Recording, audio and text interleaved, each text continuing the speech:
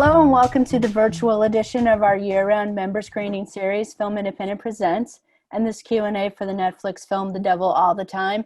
My name is Jen Wilson and I'm a senior programmer here at Film Independent. Before we get started, I need to give a special mention to some of Film Independent's loyal supporters.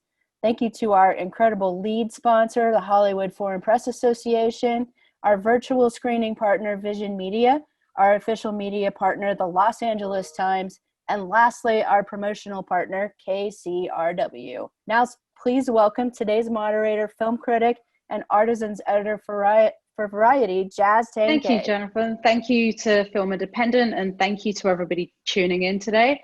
I am so excited for today's virtual Q&A because ever since I saw The Devil All the Time, I have not stopped thinking about it. So without further ado, let me introduce the panel. Antonio Campos, who is the writer and director of the film, Randall Poster, who's producer and music supervisor, and producer Riva. Welcome. Thank you for having us. Thank you so much for joining us virtually. And like I said, I've not stopped thinking about this film. I've got the book on my bookshelf behind me, but what was your relationship with the book by Donald Pollock before the film ever happened? I mean, did any of you know about the book? Well, yeah, I'll let Randy start on this. Yeah, so I was first made aware of the book because I had read this collection of stories that Pollock had written called Knock 'em Stiff, which I think I was just drawn to by its title, seeing it on a shelf. And then I had read The Devil All the Time, and just in the course of reading it, felt that it really had, I wanted to see it as a movie. And Antonio and I had been working together at that moment, and I passed the book on to him, and we kind of immediately set forward, transforming it. So it really did begin on the page, and the page is really what inspired us to take the steps towards the cinematic conversion. Yeah. And I think I was trying to, I've been trying to figure out when, Randy, but was it 7 years ago or 8 years ago that you gave me the book? Yeah, I mean, it was. Yeah, yeah, that's 7 years ago. Yeah. So it's been, I mean, somehow time stands still, or time flies when you're having fun. But it's been quite a journey, really, just in terms of taking this massive story and trying to make it digestible to as a script, really. And so we worked long and hard. I mean, the script initially, was a couple hundred pages, and we pressed and pushed and through various means, we finally, Antonio and Paolo, finally found a way in that made it lay out like a screen story. Wow. What I can add to this is, like, the best movies, they do take a long time. Like, they take a long time to find their way from someone's brain and then ultimately onto your screen. When I first was introduced to this world of Knock 'em Stiff, it was as a script. And so I read script first, book second. And after Antonio and Randall had done all that work to get it on the page. So it was, reading the script was a wild experience, right? To read these characters and to hear them from Antonio's brain and to meet them that way, is the reason that, it drew us in. It drew us in right away into the world that Antonio had painted from the book. So, what was your way into adapting the book into the script? Like, where was that aha moment? This is how I'm gonna. So the challenge of the book is that it is a sprawling story. It takes place over the course of 2 decades, and it involves several characters that are only start their connections only start revealing themselves as the story progresses. So, but the experience of reading the book is very intense, like by the time you get to the end. So we wanted to create that experience. And we also wanted to do justice to the spirit of the book, which jumps from one story to another. The aha moment, if there was one, was probably the moment where we figured out how to, because what Don does in the book is Don just kind of goes from one story to another, to another, to another, to another, he keeps jumping back and forth. And then you kind of see the way they connect. So what we did was we really embraced the idea that all of these characters are intersecting without realizing they're intersecting early on.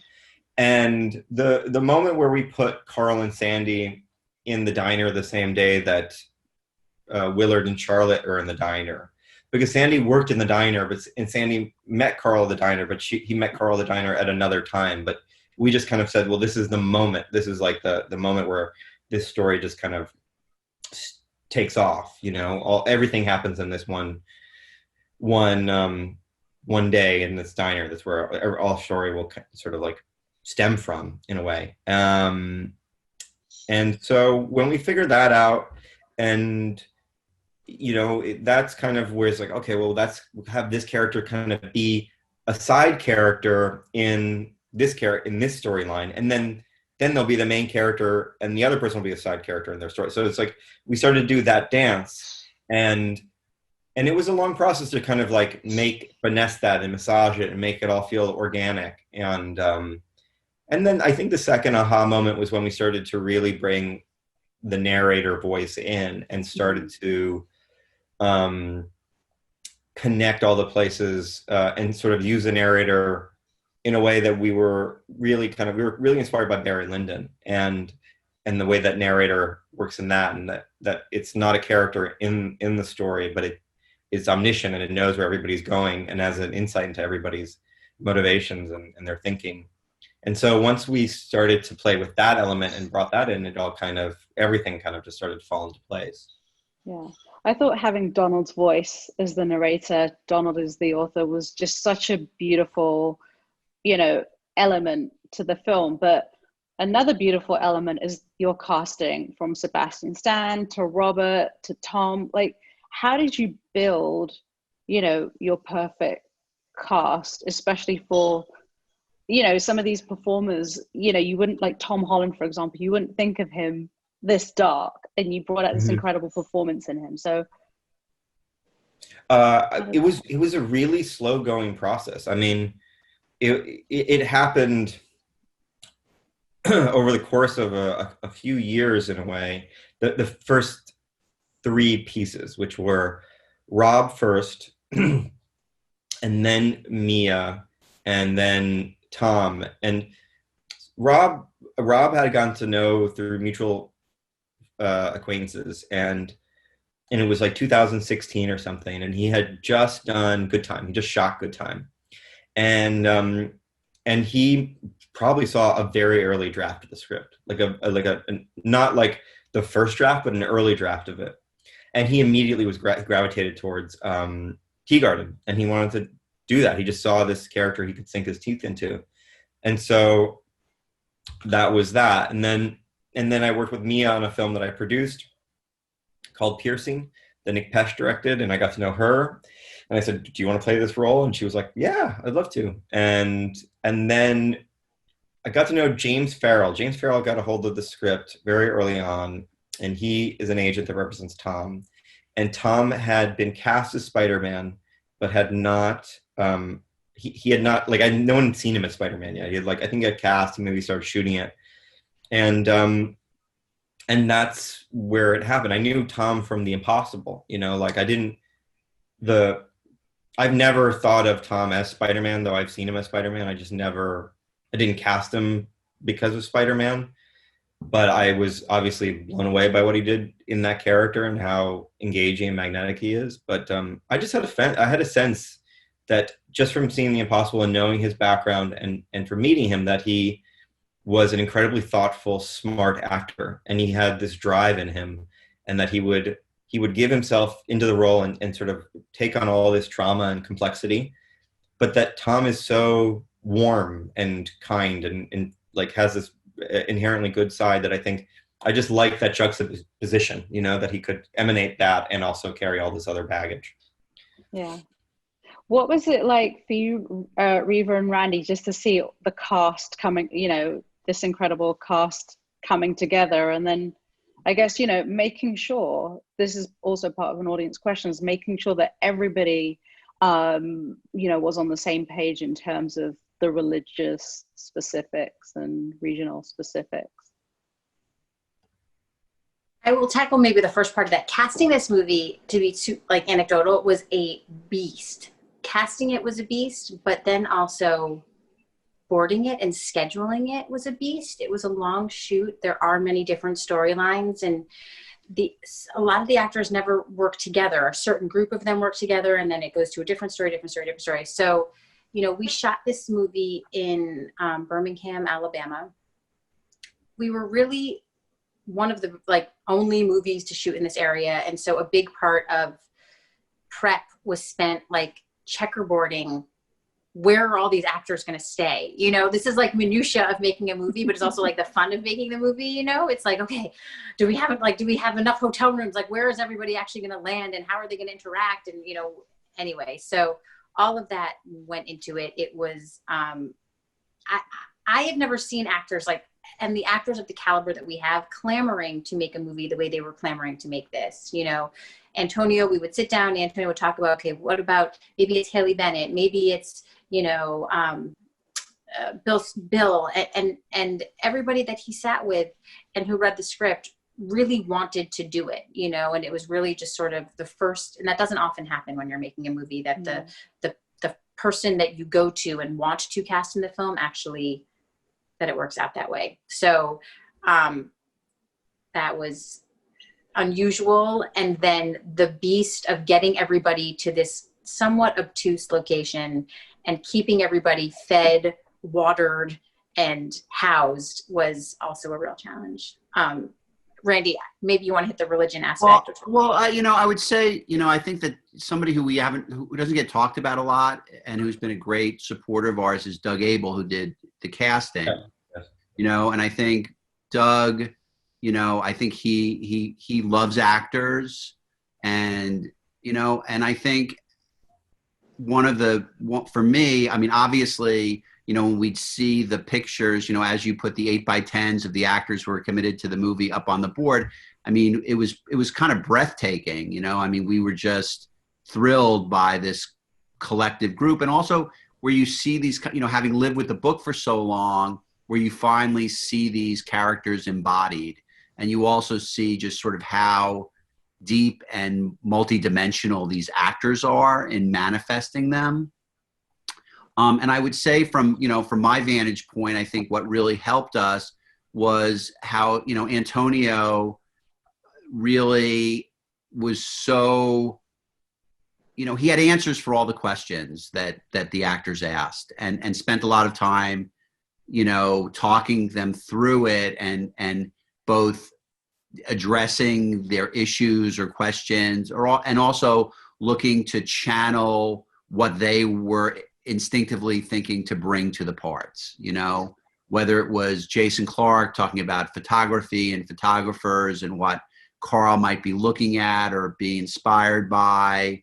Or Sebastian Stan, who came in a week before we were meant to start shooting and put on 25 pounds in a week, and sort of just talking about how does his, you know, him and Antonio talk about how does his leather coat fit him? What sounds does, I mean, all, you know, sorry, Randy. Yeah, no, I mean, again, it's all of that. It's both, you know, to be able to engage the actors both in terms of the intellectual aspects of the characters, but also in the physicality, you know, what they would look like, what, you know, by virtue of putting on the extra weight or being uncomfortable with the extra weight or living in your clothes, or, you know, enhancing your fantasy through enhancing a character's fantasies through wardrobe. And then, you know, things like hiring Pokey Lafarge to play Theo, because we felt like, hey, you know what, it would really be great if we had a musician who really could ground Harry Melling in the process of performing music. So, you know, it was we really, in spite of like what Riva's saying, all of the logistical nightmare, you know, we were blessed with a cast that I think was really willing to put it on the line, and work in sort of a, you know, in a non-Hollywood mode, because we didn't have the comforts of a soundstage or the comforts of a location that was really set up and built to provide actors with all of the, you know, all of the support that they might get otherwise. We were in the mud, literally. Sorry, we were in the mud, literally. And I just want to say the cast was so prepared. They were so prepared. Yeah. How prepared was Harry for the spider sermon scene? Because I know you've got a great story about it that needs to be shared with the audience, but you know, how did that sequence come together and getting all those spiders? Because that was not visual effects. No, the spider sequence in the film, in which Harry, who plays Roy, pours spiders on himself to show the power of God and what God has given him to overcome this fear. From the beginning, I felt very strongly that it should be a practical effect. I didn't want to rely on CGI. I had doubts about how good the CGI would be that we could afford in this kind of, like, it costs a lot of money to do that correctly. And so I was really committed to trying to figure out how to do it practically. But then the more that we started going down the road of doing it practically, there's a lot of issues with it. And at first there was resistance, because it was like, well, you know, they thought that they just, the way that, because you have to get sort of, I forgot the path of it, but basically we had to show that we could do it without harming any spiders. And in order to do that, we had to shoot the scene, which is like big one-er kind of following Harry. And then when Harry gets into position, he had to freeze, camera froze, and then we draped Harry with a skirt around him. And then we ran the camera, and then Harry got a bowl of spiders, about 40 plus spiders. And he got the bowl of spiders, and he had to match the movement, sort of go up like this, and then pour the spiders over his head. But because of the way that spiders interact, they kind of naturally clump together, which meant that they would ball together, and then you have to take them apart to do the effect again, the scene again. But you can't just take them apart, because you can hurt the spiders. So we only had one shot, because we couldn't wait for all the spiders to naturally come apart. So we had one shot at this very elaborate, complicated thing that we had prepared for 3 months. And Harry was fully committed. Like, Harry didn't break character once. He stayed frozen with the people draping him and getting these spiders all ready. And he snapped back into it and poured the spiders over him. It was probably one of the best parts. Was we were outside on monitor, and we were just going, woo, we got it. And then Harry was stuck with this skirt with all these spiders still crawling around him, where the wrangler had to go one by one, picking up the spiders and putting them each in their own little container, because they couldn't be back together. It was a whole thing. So, but Harry I mean, that guy is, I mean, his performance is inspired, and he's a totally courageous, lovely actor. That was such an incredible sequence. And something else that I really loved was the fact that you shot this on film, which I feel like added so much grit and the dirt of, you know, the mud, and just also the heat of Alabama or Virginia in this case. But talk about like your choice why you chose to shoot on film. Well, it was something that with this film, I always felt like it should be on 35 because it's period, because we wanted that grain and that grit, and and I and I, I only shot my first feature on film. Ever since then, I've only shot the Alexa. So I couldn't even make the argument that I only shoot on film. It was like the only argument I could make was creative, which was this film is inspired and so many of my references are only on film and photographs and paintings, and the feeling that we want to capture can only be captured through celluloid. And we had to get our heads together and really figure out how to crunch the numbers to make it work and make the case not only creatively but financially, to show that the difference wouldn't be monumental between the cost of video to film, and that we could make up for that from taking from other departments or whatever we had to do to make it work. And that's how we did it. And Netflix was supportive. Once we could show that we could do it, they heard our case and they supported us through that. Yeah. And visually, it's it's a beautiful film. What were some of your inspirations and influences in making it? Well, you talked to Lowell, right? And there was so much of, like, I don't know if he talked to you about like William Eggleston and Andrew Wyeth. The big influences for us were Andrew Wyeth and William Eggleston photography, and then there was, and that was sort of like the palette from this kind of earthy tones to introducing more unnatural kind of pastelles and patterns and things like that, and really embracing it was really important for us to embrace the frame, to celebrate the character, to celebrate the space, to celebrate the vistas. And so we looked at films like Deer Hunter or Heaven's Gate. We went back and looked at a film. One of the films I always reference was HUD, the Paul Newman film, which is a cattle ranching film that's shot in scope, and that, like, you would have these really kind of impactful close-ups, and then the mediums would celebrate not just the character but the space that the character inhabited. So yeah, those were kind of like the ones we talked about. Sally Mann came up a lot for a lot of the textural stuff, to get like Lowell wanted to shoot on these Canon K35s that really had a beautiful fall off. So you would get into close. So you go to like these really beautiful vistas or these really kind of amazing close-ups, but then you could get into like the nitty gritty with the Canon 35 and almost kind of almost like you would just feel the texture and only have like one element in focus or something. Yeah.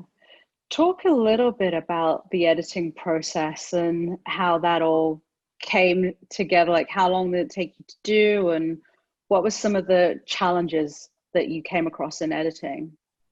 Well, the room that I'm in is the little office where my wife, who's the editor, Sofia Subercaso, and I edited the first cut of the movie.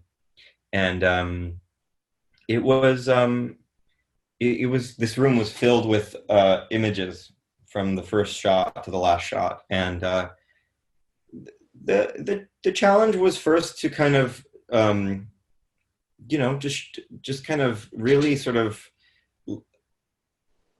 first we had to sort of sculpt all the scenes into what they felt like they should be, and then really kind of figure out how to capture the essence of every story and every character, keep the film moving, and never lose sight of the spine of the film, the main drive of the film, which is the Willard Arvin story. So we kind of always had to sort of go, it was always like, how long can we be away from that story?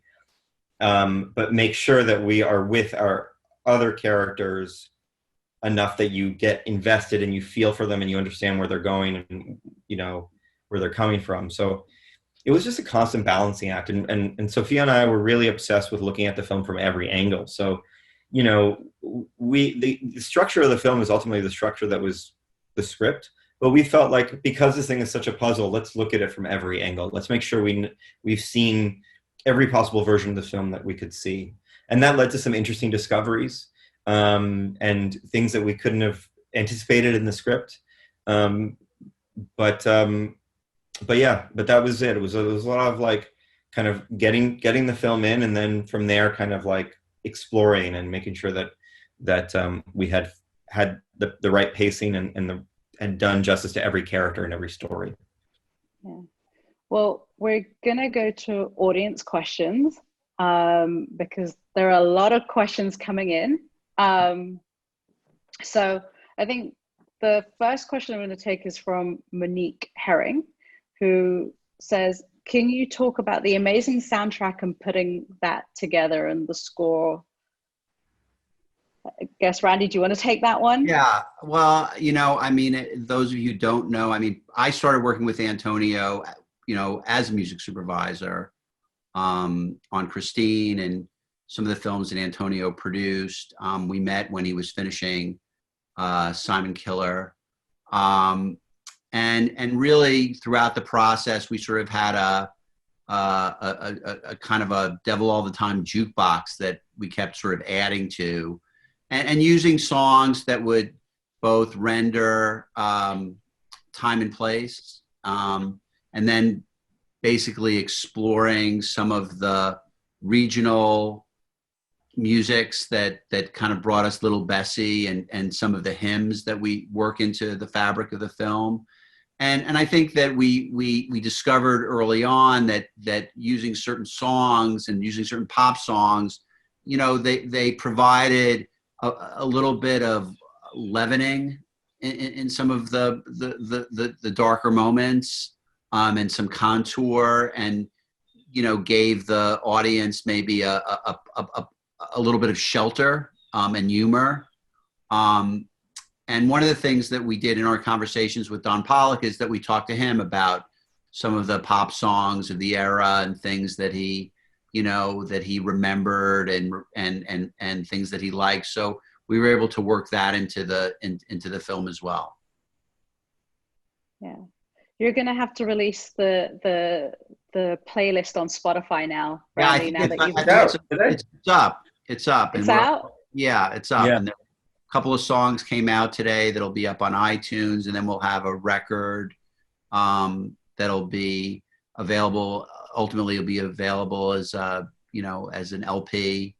So all those things will be there for those who want to seek them out.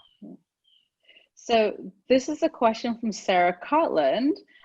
What do you think Arvin ends up doing afterwards? Does he go to Vietnam? Does he settle with his family, or both? I love that question. Well, you have to make that choice. You know, I have my ending for Arvin. In my ending for Arvin is a in my mind, it's a good one, but I don't want to specify what it is that happens. But I, you know, the book ends with him on the road waiting to get a ride. And we felt, after this insane journey, that the least we could do is give you a little bit, like a moment of respite. And it felt like there was an opening to getting, just sort of fading out in a way that wasn't like anything else we had done in the movie. And seeing where Arvin's mind might go as he fell asleep was a sort of basic idea. And giving this indication that there is a potential for a happy ending here, depending on what Arvin decides to do. And so, you know, I like endings like that leave things open for an audience to make a choice, but indicate, you know, one way or another how you should feel. And for me, I truly really love this character, and I imagine a happy ending for him, at least sort of like a better beginning than he had. Yeah. The film is out on Netflix, and everybody's getting to see it given where we are, but what made them the perfect studio for the Devil All the Time for you as a filmmaker, and for you, Riva and Randy too? Yeah, I mean, through the process of making it, they were just like, they truly were the best partners you can imagine. I don't. I mean, I think what really made them the best partners were just the people that we dealt with. Just really, they loved the story as much as we did, And from day one, I mean, from the moment that we talked to them for the first time after they read the script, they really loved it and really got it and really got what we were going for, and only were interested in supporting the vision that we had for the movie.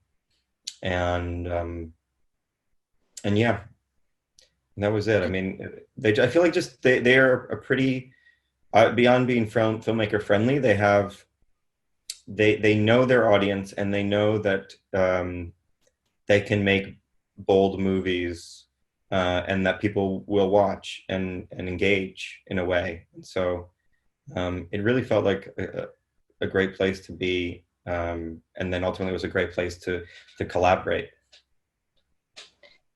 To add to that, they were great from the beginning, and I think in addition to love and passion, they also took risks with us. I think they took risks as a studio that not everybody would take, whether it would be from approving us shooting on 35 millimeter, shooting it in a state that no one had really made a movie in before, putting the movie not just on the site, but opening it in theaters. They've done a number of things that have just been only for the benefit of the movie itself, and who they think the audience is going to be for it, and how that audience wants to embrace and see this kind of story. So it's been, an incredibly thoughtful experience. And this is a question from Blanca Martinez, who asks, how did you keep things light on set, given that the material was so heavy and dark? Or what was? There's just were things light on set? Yeah, they were like, I did recently. I had to go through and look at all the behind the scenes to make some selects, and I was struck by how many there were of people laughing, hugging, generally good, happy images. And it's in general, from my experience on movie sets, I like, and this might come from just, starting off on really low budget indies, but it's so important to have the feeling of a family, and that everybody knows everybody, and that you always say thank you, and you say, good night, and you say good morning, or and if you're short for whatever reason, you find that person you might have been short with, and you say, I'm sorry, I was like that, it was just a very stressful moment, or whatever, and that there's a genuine kind of sort of respect on set. And then between takes, when you're doing material that's this heavy, you need to laugh. Like, you need to get out of that headspace just for a moment, so that you can re-energize and do it again. And when you're having these grueling days that go on, and like you're doing this emotionally draining stuff, physically draining stuff, you gotta, like, the more that you can laugh in between, the longer and more successful that day can go and be. So there was no like one, there wasn't like a book full of jokes that we would have and be like, let's tell this one. It was more just kind of like whenever we saw jokes, we just make jokes about each other, make jokes about the scene, and sometimes just like make jokes about how insane shooting in Alabama is, because it was insane. I mean, it was the weather changed every 5 minutes. There were ticks, there was poison oak, there was poison ivy, there was tornadoes. I mean, it was, yeah, snakes. There's everything. It was just a very wild experience. So, you know. I just want to say, to your credit, Antonio, it really did feel like a family, and more so than on any other set I've been part of. We had family dinners, almost every single night. We were all going out and we all sort of shared in the experience together. And that, that kind of camaraderie. Somehow that was because there was only like one restaurant that was open, so we would have to go there. Yeah, but we didn't have to go eat together. I would say really part of it is that, I mean, it was really hard to make this movie, and I think that really there were moments where it was tense, in terms of some of the terrain that we had to navigate, or the hours, or the traveling, or the weather. And really, I thought, for me, what was one of the most unique aspects of it was that people, I think, were aligned with Antonio's ambitions for the movie. Is that there was a core group of people in every department that really felt like, okay, this is hard, but we're really trying to do something great. And I think that really helped with our team coherence, and that really, where you had people in all the departments who, they had read the script, they knew what we were trying to do. They commiserated with the effort, that, commiserated with the challenges, and were supportive. And I think that really was a distinction, because it wasn't so much that, like, oh, behind the scenes, it was really so much fun. It was much as that as behind the scenes, I think we were just really all at points were aligned behind Antonio and had confidence and faith in his vision for the film. And you talk about headspace and, preparing mentally. I think Tom had said that, he was nervous coming to set on the first day just because Arvin was such a complicated character. How did you help him and, I guess, the rest of the cast just prepare for that? My approach to working with actors is trying to learn what they need, and learn how they think and what their process is, and then sort of adjusting myself to accommodate that. And so, some actors want to talk more, some actors want to talk less, some actors want to just get inundated with material. So it was different for everybody. It was like, some of them, Bill is very heavy on research and likes to go into research and talk about that, and was very into sort of going to the book. I mean, that was the other thing, is the book was another very helpful resource to sort of always kind of point an actor to. The thing is, I guess a lot of it is, so in advance, we talk about the character. I usually lay out all my feelings about the character, like my main points about how I think they are, maybe some details about how I think they act, or their physicality, or any of that stuff. It's like one email. I try to sort of be concise and lay out a lot of my thoughts in one big email that they can then process. And sometimes I add photos and and images or clips that I think are good, or a reference for an accent. And then I let the actors kind of mull on that and process that, and then come back with questions, or just kind of keep working. In this case, they had a dialect coach to work with to get the accents down. And then, so you start developing the character through that and conversation, and start finding the character through the accents, and then the physicality you talk about. And then on the day, it's really kind of giving actors the space to work, and let them find it, and encouraging them, and having faith that if you're not getting it right away, that you're going to get it, and trying to identify what might be a block, and then working with that. And in the case of Tom, Tom I think he never seemed nervous to me. That kid doesn't seem nervous about anything. And so I know he was, but we just talked, and he had a lot of insight and understood and found his way into Arvin and allowed himself to have all that stuff in him to think about, to really kind of place himself in Arvin and try and understand what Arvin was going through. And then when he could bring in that stuff from his own life but he was going through his own process, and I was just I was there to encourage and to support and to say, like, let's go deeper here. Let's go here. And I always said, it was always kind of like, look, don't forget the story of this film that comes before you when you were a little kid. Like, let's keep that in the back of your head. I want to see that in your eyes. And I want to feel that history there. And he would get that and he'd go there. And one other thing I would say, this is really great technique for people that are doing stuff like this, where you have like someone playing a kid and then someone else playing an adult. I had Bill and Tom do the scenes that Bill does with the little kid. And so Tom, the memory in his bones, in his brain, of doing these scenes with Bill as his father. And so, and Bill also had that experience of working with Tom. And I think that in some sort of way that informed a lot, that he could go back and be like, oh, right, that's that moment that I was with Bill and we had this intense thing. That's something that he could go to, and not just make up in his head.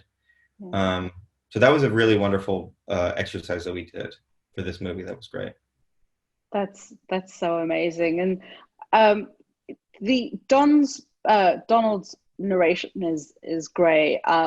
How did you strike that balance, though, of not going too far over the top with the voiceover versus, telling the story itself, like visually?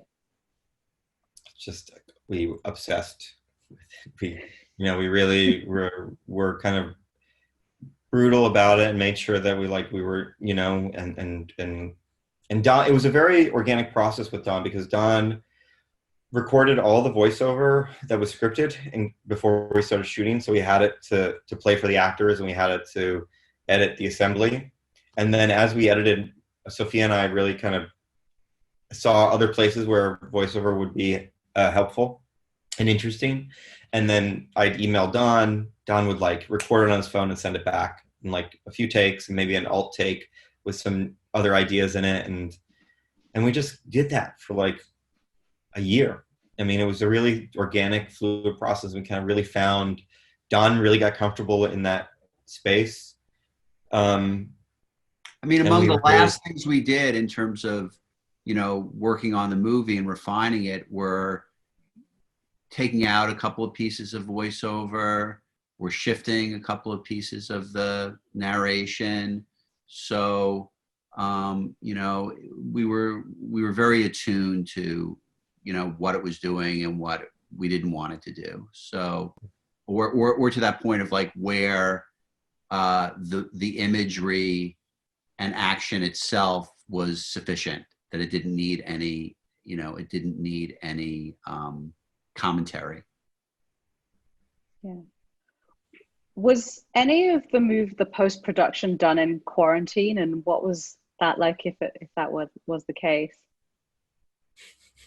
Yeah, some of it. We were in the middle of the mix and the color correct when we got shut down, and we left everything half finished, and we couldn't work on sound or picture. The only thing we could do was VFX and VFX and music. And I think that ultimately the score benefited from that time. We had a lot of really great, we had, the distance really helped, I think, and it gave us a lot of perspective, and we just saw some connections with musically that we were so close to the thing we couldn't see before. So we went down for about, I guess it was 2 months, right, guys? I think it was 2 months. It was. 2 months. Yeah. I feel like it ultimately benefited the movie overall. I mean, it was such a frantic time in everybody's life, but I feel like it gave everybody a forced beat, to evaluate even the visual effects and things that, just to make modulations on all of those fine decisions. It's like the thing with making movies, right, is you need distance to make these choices. When you're this close to the thing, it's so hard. And you know, but then the schedule is what the schedule is, because we got to get it done. We got to get it done. We got like this many weeks to do post, and we got this many weeks to do this, and then we're locking. And so you have to just keep moving and hoping that like you're seeing clearly this thing that you've been staring at for over a year. So the quarantine forced us to exactly like have that break where we could breathe, focus on our lives for a minute, and then look at the thing again with fresh eyes. And that was a huge, it was really, really valuable. And this is the last question, but what was your most memorable moment or from shooting, or your favorite thing to shoot?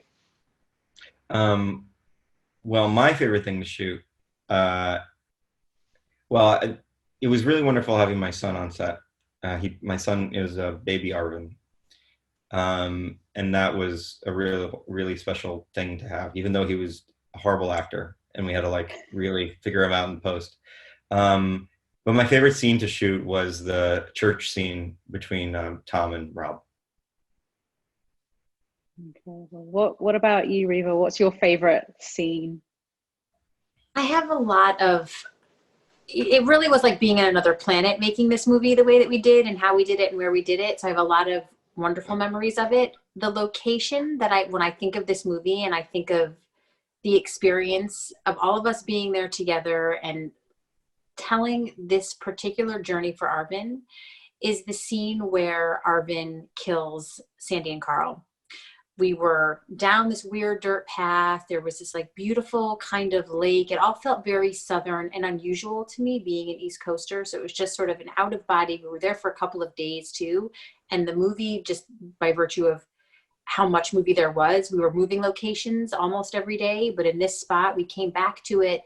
And I think of just these sunsets that we had there and the intersection of these three characters' lives. And this incredible, I think it is one of the greatest scenes for me in the film, between Carl, Sandy, and Arvin. So that one stands out. Randy, do you have a favorite? Yeah, I mean, I would say the scene that I love is there's that scene where after Lenora dies and Arvin is working and comes off the truck, and the deputy sheriff tells him about Lenora's situation and what the coroner has discovered. And I love that moment. And it's, the sun is setting, and really that was a scene that we were running from one location to another. And really, I mean, we were probably 5 minutes from not being able to shoot that scene. And that was one of the things where you say, like, well, how did that was not a really joyous moment on the set. It was really a very challenging and difficult moment, and emotions were flying high. And yet that to me, and bugs, there were bugs. And it's one of those sort of, it feels like what I love about, some of my favorite scenes in movies and movies that I've worked on, where they just sort of have a certain looseness to them. And to me, that's just sort of a very sort of loose moment that I just adore every time it comes up when I watch the movie. You always quote the Dudley, well, he's right. A drunk, but he ain't no liar. Dudley's a drunk. He's a drunk.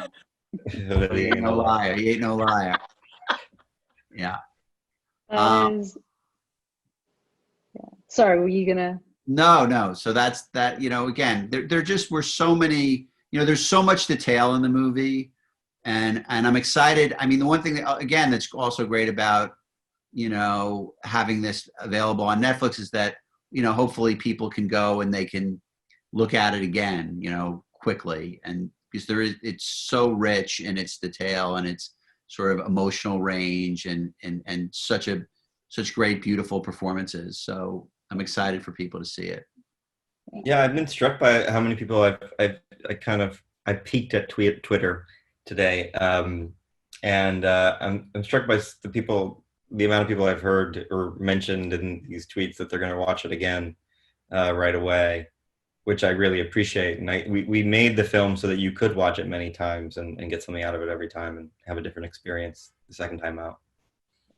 And before we wrap, I want to give props because we've spoken about them but haven't named them to our production designer and our costume designer, Craig Lathrop and Emma Potter, who did an incredible job with Lowell and with, you know, our whole crew of like making a world feel very real and lived in and true, which, you know, helps actors deliver their performances as well. So they're amazing.